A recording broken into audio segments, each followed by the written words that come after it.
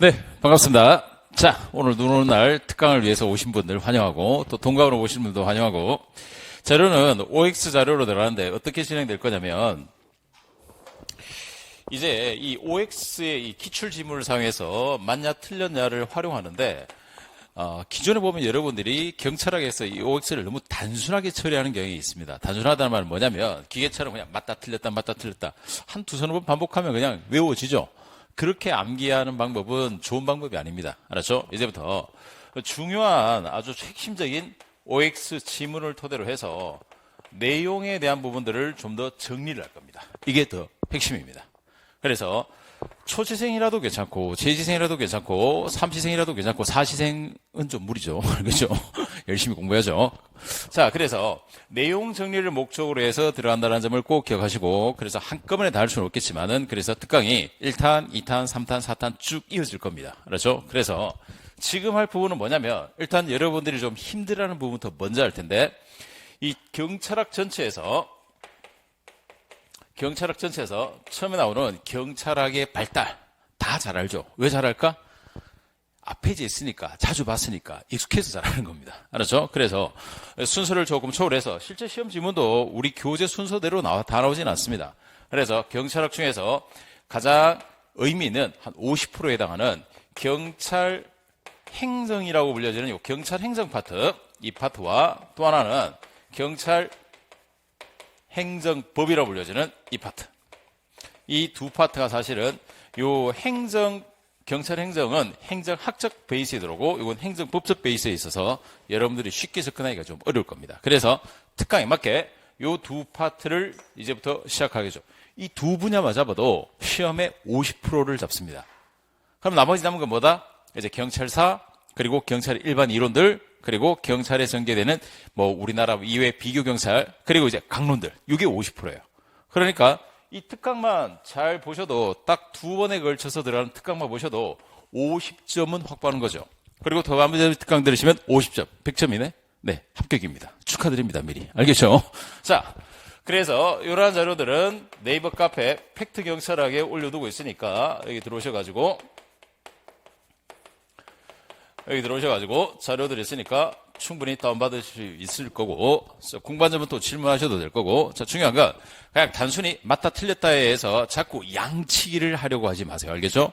과연 제대로 알고 있을까라는 걸 제가 상담을 하거나 학생들을 토대로 해서 물어보면 생각보다 그런 알아야 될 부분들을 놓치는 경우가 굉장히 많아요. 그래서 제대로 알아야 할 것을 정확하게 알아두는 것이 정말 중요합니다. 이래야만 방대한 경찰학을 정리를 하고 내용들을 줄여갈 수가 있습니다. 혹시라도 물론 이것만 다라고 할 수는 없겠죠.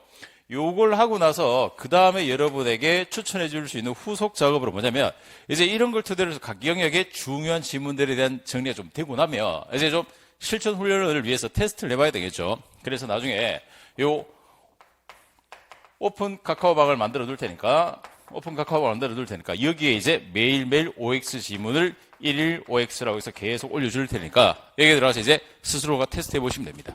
아셨죠? 물론 오픈방은 팩트 경찰학 김만희라고 오픈을 해서 오늘 이후부터 바로 열어드릴 테니까 들어오셔가지고 가볍게 테스트 하시면서 그래서 어떻게 확장되어 가는가 이렇게 하면 여러분이 굳이 문제 푸는 시간을 줄일 수도 있고 효율성을 굉장히 높일 수 있습니다. 꼭 같이 활용하시고 또 궁금한 점에 대해서는 질문 좀 하세요. 혼자만 그냥 입 다물고 계시지 마시고. 알았죠? 그래서 아마 오늘 이 특강에 여러분이 굉장히 의미 있는 변화가 일어날 거라고 확신합니다. 그래서 왜냐? 이러한 두 파트는 행정법이라든가 행정 파트는 전공화된 시선에서 들어가지 않으면은 그냥 대충 하다 끝나버립니다. 그러니까 여러분이 이해도 안 되고 겉돌다가 계속해서 외울까 고민하다 끝나버리는 파트였죠. 오늘은 확실하게 끝장을 낼 겁니다. 알겠죠? 초시생도 충분히 오늘 정리해서 알아두세요 하는 것들은 정확하게 알아두시고 정리할 것들 정리하고 그 다음에 훈련할 것들 그리고 구조들이 어떻게 출제하고 있는지를 보여드릴 테니까 그걸 알고 계시면 공부하는데 굉장히 유리할 거예요. 알았죠? 자, 그럼 여러분 하셔야 될 것은 마음을 가볍게 하고 펜을 잡으시고 그래서 저와 함께 자료를 보시면서 갈 겁니다. 전자칠판을 사용하면 좋겠지만은 한글 파일이라서 전자칠판은 다음 특강 때 하도록 하고 일단 여러분은 자료를 보시면서 한번 테스트 해보면서 점검을 한다 이렇게 생각하세요. 시작할 때는 전부 다 눈빛들이 초롱초롱한데 끝날 때까지 이 눈빛을 유지하세요. 동강생도 마찬가지고. 자, 자료들 여기 카페에 있으니까 이 카페에 들어가도록 하시고. 자, 그럼 문제부터 들어가 봅시다. 자, 시간을 아껴서 가보죠. 이 내리는 눈이 여러분 합격을 축복하는 눈이라고 생각을 하시고. 알았죠? 자, 가봅니다. 첫 번째 파트는 어디냐? 요 경찰행정이라는 파트부터 들어갑니다. 이 파트도 사실은 기출에서는 많이 나오지 않았지만은 이 두 파트를 제가 먼저 뽑은 이유는 앞으로 확장된다면 이 두 영역입니다, 사실. 그래서 기존에 우리가 기출에서 5과목 체제에서 돌던 때랑 상황이 달라진다면 어디가 변화되느냐? 여기입니다. 경찰사에 대한 이야기라든가 경찰의 전개가 그게 달라질 수 있을까? 아니요. 그건 더 이상 크게 비틀지 않아요. 하지만 여기는 이제 들어가는 각도를 어디까지 가고 어디까지 넓히냐에 따라서 폭탄이 터지는 곳이 여기입니다. 여기를 이제부터 폭탄을 잡으러 갈 겁니다. 그렇죠? 자, 그래서 첫 번째 1번 질문 한번 보십시오. 경찰 간부 문제인데 경찰 간부 문제였건 순경 문제였건 혹은 승진 문제였건 뭐 어떤 문제였건 여기는 제가 구급 행정법 문제도 골라 넣었습니다. 알겠죠? 그러니까 출처를 상관하지 마세요. 우린 알아야 될 것을 정확히 알면 되니까. 아시죠? 그걸 꼭 기억하시면서 가보겠습니다. 자, 1번. 정책 결정에 일정한 규칙에 따라 이루어지는 것이 아니라 문제 해결 선택 기회 참여자의 4가지 요소가 뒤죽박죽 움직이다가 어떤 계기로 만나게 될 때 이루어진다고 보는 정책 결정 모형은 쓰레기통 모형이다. 아주 길게 적어놨죠. 이런 건 쓰레기통 모르고 보면 진짜 머리가 쓰레기 돼버리죠. 쓰레기스럽습니다. 알겠죠? 그래서 이 문제를 뽑은 이유가 뭐냐면 사실은 이 모형이 굉장히 중요한 모형은 아니에요. 정책 결정 모형 파트에서. 이건 또 어디에 나오냐? 행작의 정책 결정에 해당하는 것들인데 그럼 이 모형이 경찰 간부 그리고 승진 연속해서 들어왔단 말이야. 그럼 이제 순경에 한번 낼 만한 상태가 된 겁니다. 사실은. 그렇죠? 그러면 이 쓰레기통 모형이라는 건 뭐냐면 정책을 결정하는 모형이에요. 결정하는 모형인데 난데없이 출제요인이 들어가서 그 중요한 모형들 다 냅두고 이 녀석을 먼저 딱 집어넣은 건 제가 봤을 때 출제는 좀 쓰레기스러운 것 같아. 출제의 마인드가 좀 쓰레기 같아요. 알겠죠? 그래서 이 모형을 던지고 나니까 그 다음에 출제원이 또 뺏긴 거죠. 이 경찰학에 보면은 내용이 중요하지 않은데 냈으니까 뺏기고 왜 그럴까? 출제원의 부담감이 없어서 그렇습니다. 이미 온놈이 하나 냈는데 내가 따라낸다고 해서 못 돼. 이런 논리입니다. 알겠죠? 그래서 보면은 학문적으로 경찰학에서 보는 경찰행정, 경찰행정법적으로 중요하지 않은 데 나오는 것들이 있는데 그게 여러분을 괴롭히면서 흔히 하기에는 잡다하게 경찰을 만드는 요소 중에 하나예요. 그래서 그런 것들을 이제부터 지문 단위에서 하나씩 처리해버릴 겁니다. 알았죠? 그래서 지금부터 설명한 이 쓰레기통 모형은 이 설명을 들으시면 이 외에는 확장될 여지가 없습니다. 자, 그러면 쓰레기통 모형이 시험에 나온다면 이건 첫째, 정책을 결정하기 위한, 정책 뭔지 몰라도 됩니다. 그냥 뭔가 결정하기 위한, 경찰청이 뭔가 결정하기 위한 모형에서 쓰는 건데 이 쓰레기통 모형에서 쓰는 첫 번째 함정은 뭘 쓸 거냐면 이 결정되는 4가지 요소가 중요합니다. 알겠죠? 그 4가지 요소가 뭐냐면 문제 자체, 그리고 참여자, 해결책, 선택의 기회라는 요 4가지 요소를 알아두시면 됩니다. 그게 지금 1번 질문 해보세요. 문제, 해결책, 선택 기회, 참여자. 요 4가지야. 체크하세요. 이 4가지입니다. 그래서 그럼 뒤에 보십시오. 그래서 이 질문은 제가 봤을 때 이건 정말 실력입니다. 전공 수준에서 제가 제 관점에서 줄여버리면 쓰레기통 모형은 문제, 해결책, 선택 기회, 참여자의 4가지 요소다. 끝이야. 그럼 나머지 뭘까? 일정한 규칙에 따라 이루어지는 것이 아니라 뒤죽박죽 움직이다가 어떤 계기로 만나게 될 때 이루어진다는 모형이다. 쓸데없는 소리입니다.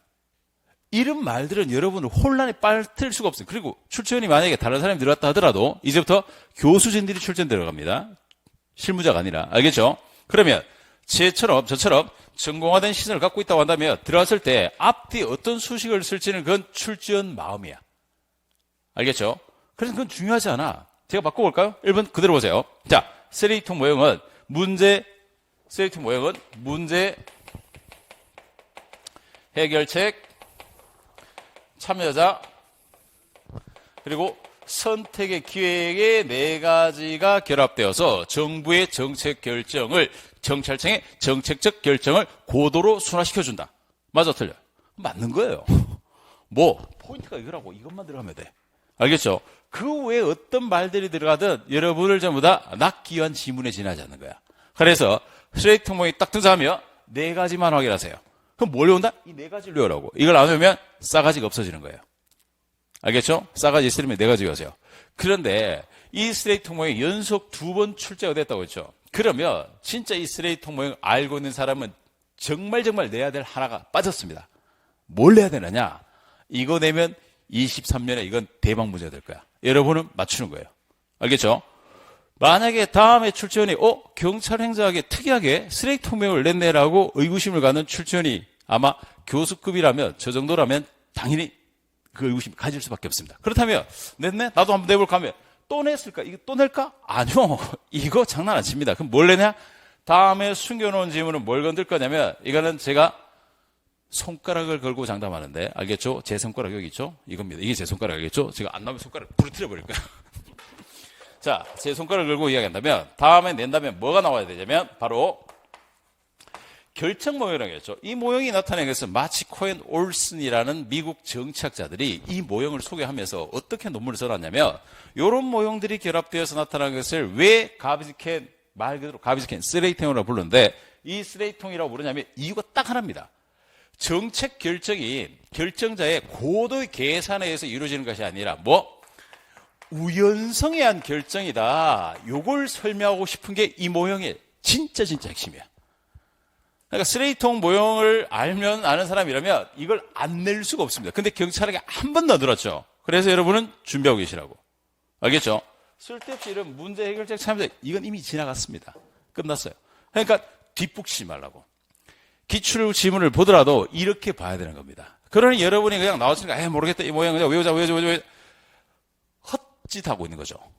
알겠죠? 제대로 보셔야 되는 거예요. 이게 바로 경찰에게 앞으로 실력이 좌우될 아주 중요한 파트들입니다. 아셨죠? 자, 그래서 우연성이라는 걸 강조해야 됩니다. 우연성. 그래서 제가 기본 강의라든가 문제풀이에서는 이 모형의 바로 이 우연성적 요소를 굉장히 강조하고 있는데 다른 그 어떤 곳에도 해설되어 있는 거 보면 우연성의 요소를 안 나타나고 있죠. 왜? 그들은 스트레이트형을 몰라서 그래. 알겠죠? 우연성. 그럼 뭐다? 정부의 정책 결정도 우연히 일어난 겁니다. 안타까운 일이지만 용산 사태 보세요. 용산 이태원 탐사가 의도한 겁니까? 아니죠. 우연성이라고 할 수 있죠, 사실은. 우리 유가족의 아픔을 논외로 하고, 알겠죠? 그럼 우연하게 나타나는데 그럼 끝이었을까? 그래서 그러한 우연적 사건에 이 문제가 터진 겁니다. 다수 대중이 모였을 때 대한민국 역사에서 그러한 문제가 터질 거로 누가 예상했습니까? 이런 문제적이어서. 그럼 거기에다가 참여자, 그럼 그걸 고민하고 있는 예를 들어 경찰청 경비국장이라든가 여러 참여자들에 대한 고민이 들어오고 그들이 뭔가 이제 앞으로 이런 문제가 생길 때 어떻게 할 건지에 대한 해결책을 선택하게 될 겁니다. 그래서 앞으로 다중 운집 행사라든가 할로윈에 대해서 있었을 때는 우리의 경찰의 지침은 이렇게 할 것이다라는 결정을 해야 될 거라고. 이게 바로 적용되는 스트레이트 모형 그대로입니다. 알겠죠? 그래서 스트레이트 모형이 나오면 여러분은 우연성한 결정. 이걸 꼭 컨셉으로 갖고 가실 거. 이게 1번 지문의 핵심이에요. 아셨죠? 네. 그럼 자 보세요. 이 경찰 간부 문제였지만 이 경찰 간부 이 문제를 낸 사람은 약간은 그래도 행정이 뭔지를 좀 알고 있는 사람이야. 왜냐? 자 보세요. 정책 결정의 일정한 규칙에 따라 이거예요. 일정한 규칙에 따라 이루어지는 것이 아니라 뭐라고? 우연성이잖아. 힌트를 주고 있는 거예요. 두 번째, 문제 해결 선택 참여자는 끝났다고 했죠. 그 다음, 뒤죽박죽 움직이다가 어떤 계기로 만나게 될 때 이게 뭐라고? 우연성이야. 이 출제위원은 우연성을 이미 두 군데나 문장 속에서 깔아주고 있습니다. 그런데 여러분은 뭐다? 못 보고 있죠. 왜? 실력의 차이입니다. 알겠죠? 그래서 내용이 어려운 것이 아니라 물론 어려운 내용이지만 쉽게 알려드릴 때 이 객관식에서는 결국 포인트가 뭔지를 정확하게 찍어도 그 포인트를 정확하게 갖고 가시면은 아무리 문장이 길고 수식어가 앞뒤에 붙었다 하더라도 충분히 맞출 수 있다는 겁니다. 알겠죠? 그래서 장담하건대 이 우연성, 이 스트레이트 모형을 다시 낸다면 우연적 요소 이걸 가지고 반드시 장난칠 수밖에 없습니다. 이미 힌트를 줬으니까. 됐나요? 네, 이게 1번입니다. 그래서 한 문제 한 문제가 얼마나 소중한지를 여러분이 잘 보고 계셔야 됩니다. 그러니 제가 앞에서 얘기했지만 자꾸 이런 지문에서 양치기 좀 하지 마세요. 알겠죠? 많은 양을 많이 풀어가지고 승부를 보겠다. 이거 정말 비춥니다. 그러면 여러분은 진짜 머리통 자체가 스트레이트통으로 뒤죽박죽 돼버립니다. 줄이는데 봐야 될 걸 정확하게 핵심적 요소를 정확하게 줄여두시면은 언제든지 대비한 상태에서 시험을 맞출 수 있죠. 자, 갑시다.